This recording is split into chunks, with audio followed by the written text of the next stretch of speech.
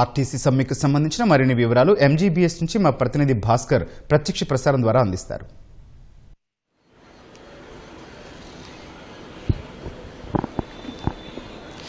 గౌతమ్, రెండో రోజు కొనసాగుతున్న సమ్మె ఆర్టీసీ బస్ స్టాప్లో ఎంజీబీఎస్లో ప్రస్తుతం మనం ఉన్నాము. సమ్మె నేపథ్యంలో రాష్ట్రంలోని అన్ని డిపోల్లో కార్మికులు ధర్నా చేపట్టిన పరిస్థితి. డిపోలో ఉదయం 5 గంటల నుంచే డిపోల్లో బైఠాయించిన కార్మికులు డిపోలో నుంచి ఒక్క బస్సు కూడా బయటికి రానియకుండా ధర్నాలు చేస్తున్నారు. ఆర్టీసీ ఐకాస్ ఇచ్చిన పిలుపు మేరకు నిన్న బుధవారం రోజు అర్ధరాత్రి నుంచి మొదలైన ఈ సమ్మె రెండో రోజు కూడా కొనసాగుతుందని చెప్పుకోవచ్చు. అయితే బస్సులు వస్తాయి, ప్రయాణం సాఫీగా సాగుతుందనే ఆశతో బస్ స్టాప్లో అయితే ప్రయాణికులు చేరిన పరిస్థితి మనం చూస్తున్నాము. ప్రస్తుతం ఎంజీబీఎస్లో నిత్యం ఒక 90 లక్షల మంది ప్రయాణికులు రాకపోకలు సాగించే ఈ ఎంజీబీఎస్ బస్ స్టాండ్ ప్రస్తుతం అతి కొద్ది సంఖ్యలో మాత్రమే ఉన్న పరిస్థితి. అటు డిపోల ముందు బైఠాయించిన నిరసన డిపో నుంచి ఒక్క బస్సు రాకుండా చేస్తున్నారు. ఏదైతే ఎంజీబీఎస్ బస్ స్టాప్ నుంచి అటు ఆదిలాబాద్, తెలంగాణలోని 33 జిల్లాలతో పాటు ఆంధ్రప్రదేశ్, కర్ణాటక, మహారాష్ట్రలో కూడా ఇక్కడ నుంచి బస్సులు నిత్యం ప్రయాణిస్తుంటాయి. కానీ ఇప్పుడు అతి స్వల్ప సంఖ్యలో మాత్రమే బస్సులు ఉన్నాయి.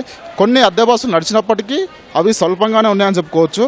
ఏదైతే ఈ బస్సులు రాకపోకలు ఆగిపోవడంతో ఇటు కాలేజీలకు వెళ్ళే విద్యార్థుల నుంచి కూలీల వరకు అందరూ ఇబ్బంది పడుతున్న పరిస్థితి మనం చూస్తున్నాము. సమ్మె కారణంగా ఇప్పటికే ఇబ్బంది పడుతున్నారు. మొదటి రోజు సమ్మె కాస్త స్వల్పంగా అనిపించినా కూడా అద్దె బస్సులను అక్కడక్కడ నడిపింది ఆర్టీసీ. అదే ఆశతో నిన్న ఏదైతే బస్సులు నడిచాయని చెప్పేసి ఈరోజు కూడా నడవకపోతాయని చెప్పేసి చాలామంది ప్రయాణికులు ఇక్కడికి వచ్చిన పరిస్థితి. సో నిత్యం ఒకసారి ఎంజీబీఎస్ పరిస్థితి చూసుకుంటే ఇది ఆసియాలోని అతిపెద్ద బస్ స్టాప్. నిత్యం ఇక్కడ నుంచి 2600 బస్సులు, అంటే అటు సరిహద్దు రాష్ట్రాలైన ఆంధ్రప్రదేశ్, తెలంగాణ, దాంతోపాటు కర్ణాటక, మహారాష్ట్ర, దాంతోపాటు ఈ రాష్ట్రాలకు దాదాపు 2600 బస్సులు నిత్యం రాకపోకలు సాగిస్తుంటాయి. సో దాంతో 90 లక్షల మంది ఈ ఎంజీబీఎస్కి గమ్యస్థానంగా మారిందని చెప్పుకోవచ్చు. సో అట్లాంటి బస్ స్టాప్ ఇప్పుడు నిర్మానుష్యంగా మారిన పరిస్థితి. ఏదైతే అద్దె బస్సులు స్వల్పంగా నడుస్తున్న ఆశతో తాము వెళ్ళకపోతామా, మాకైనా ఒక బస్సు దొరకకపోతుందని చాలామంది ప్రయాణికులు ఇక్కడికి వచ్చిన పరిస్థితి. సో అయితే ఉదయం 4 గంటల నుంచి 5 గంటల నుంచి కూడా కొందరు ప్రయాణికులు ఇక్కడికి వచ్చారు. సో ఎట్టకేలకు ఇప్పుడు సాయంత్రం 7:30, 7:40 అవుతున్నప్పటికీ బస్సులు రాకపోవడంతో కొంతమంది ప్రయాణికులు ప్రైవేట్ ట్రావెల్స్ని ఆశ్రయిస్తున్న పరిస్థితి మనం చూస్తున్నాం. సో ఇదే సందర్భంలో ప్రైవేట్ ట్రావెల్స్ వారు కూడా అధిక ధరలు వెచ్చించి దండుకున్న పరిస్థితి. సో మనం ఇక్కడ కొంతమంది ప్రయాణికులు ఉన్నారు.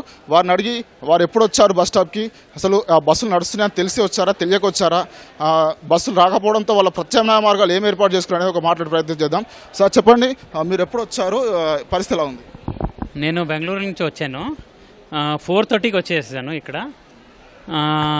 ఇప్పుడు 8 o'clock అవుతా ఉంది. ఒక బస్సులో లేదు, శ్రీశైలంకి ఒక బస్సు లేదు. ఇప్పుడు బస్సులు రాకపోవడంతో మీ ప్రత్యామ్నాయ మార్గం ఏమనుకుంటున్నారు?